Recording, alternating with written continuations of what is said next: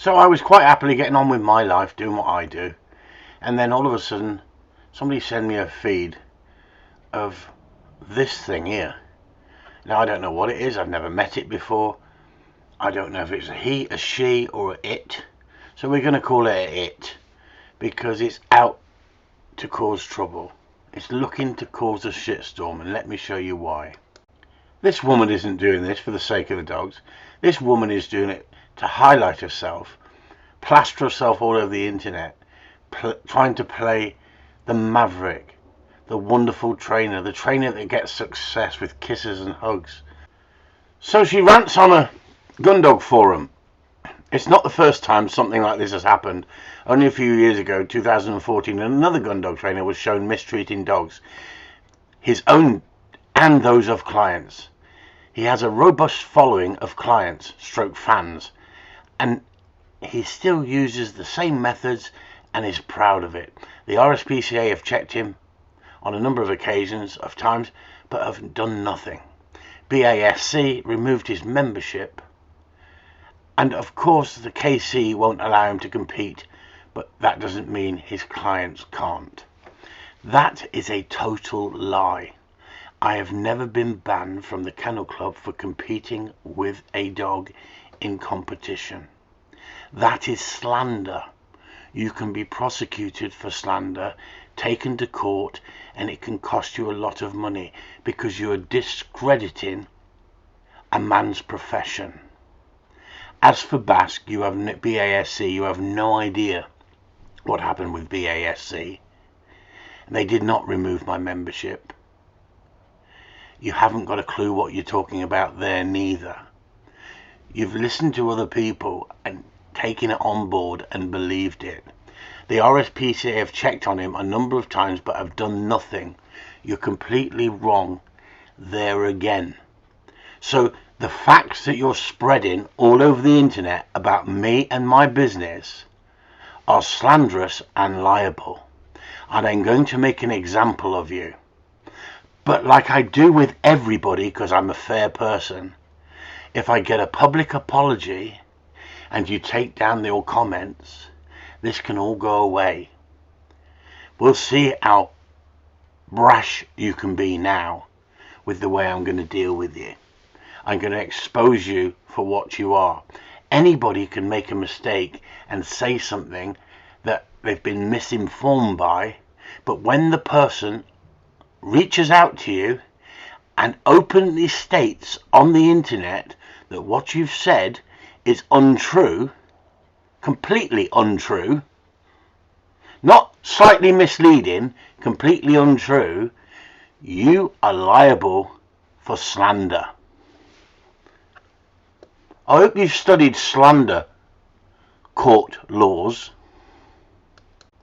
Your next statement, as a gun dog owner and someone who teaches gun dog skills to clients, this saddens me to think that this video will be out there and people will think that all gun dog trainers are like this, so they won't come to us and ask for help. Why have you brought me into this conversation, mentioned me, and then gone off on a tangent about this panel judge who kicked his dog and swore at it? And then you continue on a rampage. Yes, I freely admit that those people out there, and if your dog is robust enough, they will make your dog for you, although I would argue and often seen spirit go out of the eyes of those dogs. With this in mind, they are breaking your dog to some extent less robust or permanently damaged. I have one client whose dog was so damaged that showing her a gun dog dummy would cause huge anxiety. Who are you talking about? In reality, you're totally disillusional. You haven't got a clue what you're talking about.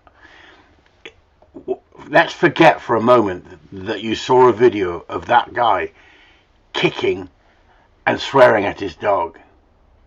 He is an B-panel judge. He has achieved success with his dogs. He has hard hunting dogs. He doesn't have dogs that fear him when they're hunting. No one is saying what he did was right, But you are going out on a tangent to give yourself some limelight on the back of a load of shite that you don't know what you're talking about. But you are worse than a lot of people out there, because you're a liar, an out and out liar, who tries to get herself out of trouble by lying instead of admitting it and taking it on the chin and saying, yes, I was talking about you and I did bring you into the conversation when there was no need to bring you into the conversation. I apologize. You people can't apologize. You people think you're mightier than mighty itself, and you go out of your way to try and highlight that you are something special. I'm going to expose you for what you are. If you've got a true gun dog and you want it trained, be aware if you see a picture like this. If you see a picture of a fat woman smiling with a couple of gun dogs, be aware. It's a ploy. It's to get you on board. Look at the treat training pouch she's carrying. Look at the face on it. It's telling you something. Be aware. This is a warning. This is not a gun dog trainer. This is someone pretending that they're a gun dog trainer.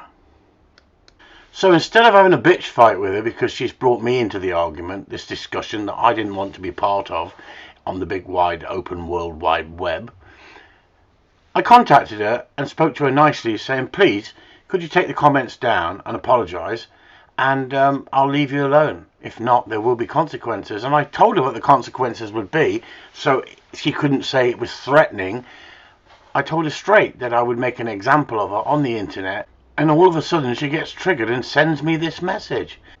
As you can see, I gave her a heads up, I told her, I warned her, and I stick to what I say. So she wanted to talk about me behind my back, but she didn't want to talk to me to my face. Talk to me in public in front of everybody else. I would have been polite with her. I would have given her every opportunity to share her opinion, because she's entitled to her opinion. What she's not allowed to do is spread slander and lies, because she either got to apologise for being misled, or she's a complete and utter liar. This woman doesn't know me, but I actually like opinionated people, whether you're a man or a woman. It shows me what you really are. It gives me an idea of your personality, your nature, the way you think. And when they run their mouth off like this, it shows me so much. This person hasn't got a clue. She just gets on the bandwagon of something she's seen and she believes. Like I keep saying, it's all for self-promotion. Look at me, I'm special. And now for the finale, the closing statement. How to win hearts and minds. Listen to this claptrap. The only way we can change this treatment of the dogs as owners is to vote with your feet. Walk towards the trainers who use kinder methods, who rejoice in your dog's spark. Unbelievable. It's absolutely claptrap. Yes, of course, dogs get under your feet sometimes. I have a puppy who does it all the time at the moment. He's a stealth puppy, and he's so silent I have no idea he's behind me on the rug when I'm cooking or attempting to walk between my legs in the field. The difference is that when I actually stand on his paw, I apologize. I show remorse. I check to ensure he has not caused injury to my puppy. Then I make a mental note to be more observant. You forget how small they are when you live with small horse-sized dogs. Anyway, rant over. I'm off to the sofa to snuggles with my gun dogs. What a bag of shite. A classic example of never mind the bollocks, show us your dog.